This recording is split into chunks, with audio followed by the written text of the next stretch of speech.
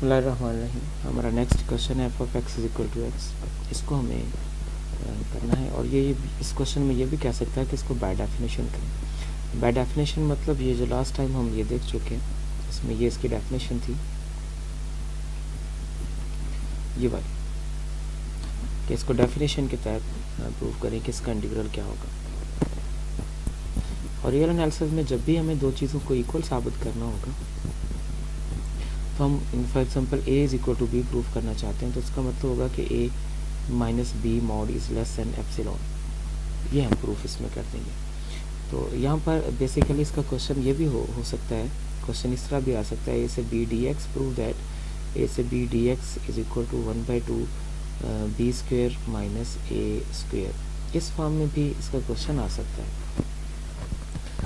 तो इसके लिए फिर हम प्रूफ यही करेंगे कि sigma minus L mod is less than epsilon.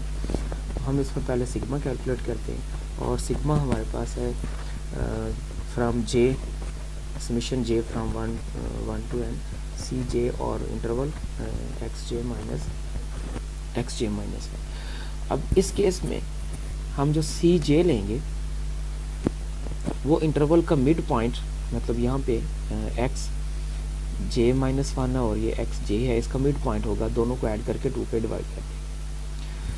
अब मिड पॉइंट से हम लेफ्ट या राइट देखेंगे वो कहाँ पे है, इस तरफ भी हो सकता है, इस तरफ भी हो सकता है।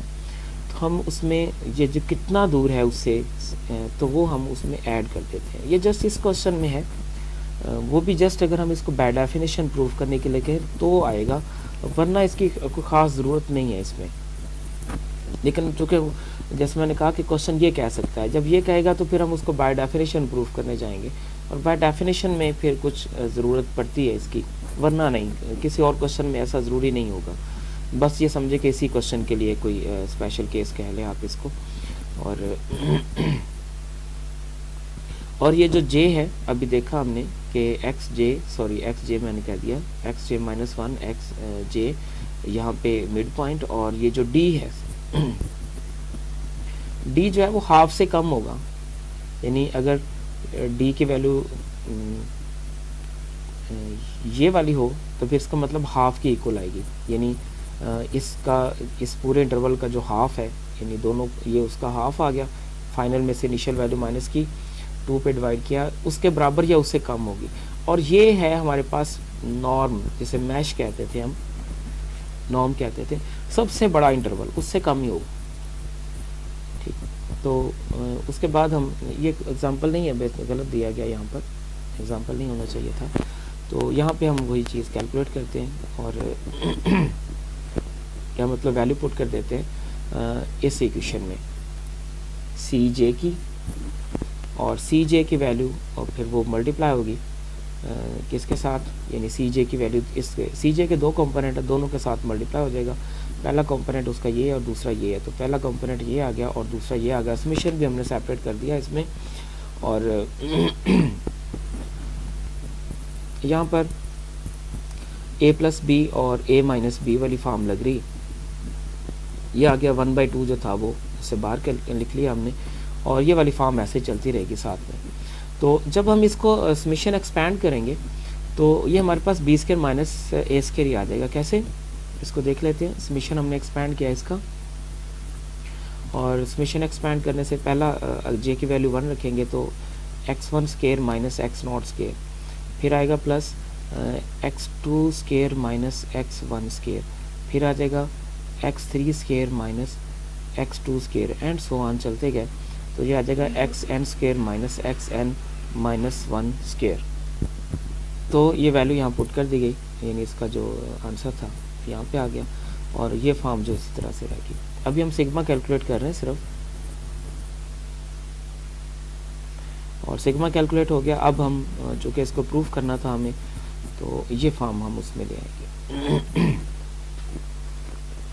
और इन दोनों को जब हम माइनस करेंगे, मतलब सिग्मा की जो हमारे पास वैल्यू आई है, सिग्मा की वैल्यू आई है 1/2 B square minus a square, और प्लस समीशन बी जे और X J minus X J minus 1, और ये सिर्फ सिग्मा की वैल्यू है। अब उसमें से माइनस करेंगे हम 1/2 बी स्केयर माइनस ए स्केयर, यानी ये वाली फॉर्म। तो इसमें ये टर्म इसके साथ कैंसिल होगी और ये टर्म बाकी बची और वो सिर्फ यहाँ पे आ गई। और डी जे की जगह पर अगर हम उसका नॉर्म यानी सबसे बड़ी वैल्यू ले लेंगे तो इनइक्वलिटी आ जाएगी इसमें। और फिर इसको अगर हम सम अप करते हैं, यहाँ पर जो फॉर्म है समीशन एक्स जे और माइनस एक्स जे माइनस 1 को अगर हम सिंप्लीफाई करते हैं तो ये भी उसी तरह से जिस तरह से पिछले हमने लास्ट में देखा कि ये वाली फॉर्म जो है, ये वाली शायद मैं कंप्लीट नहीं कर पाया था इसको, ये इसके साथ कैंसिल होगी और x2 जो है वो x2 के साथ कैंसिल हुआ। इस तरह से x3 के साथ सारी कैंसिल हो जाएंगी। यहाँ पे सिर्फ दो फॉर्म बचेंगी, एक है एक्स एन स्केयर और minus X naught square. X N square B square के इक्वल है और ये किसके इक्वल है, ए स्केयर के इक्वल है। इसी तरह से यहाँ पर ये बी माइनस ए आ जाएगा। तो ये फॉर्म तो हमारे पास ये बन गई दिस वन फॉर्म। तो अब हम इस सारे को हम क्या देते हैं कि ये डेल्टा के इक्वल है, सॉरी एप्सिलॉन के इक्वल है। इसको हमने एप्सिलॉन कह दिया।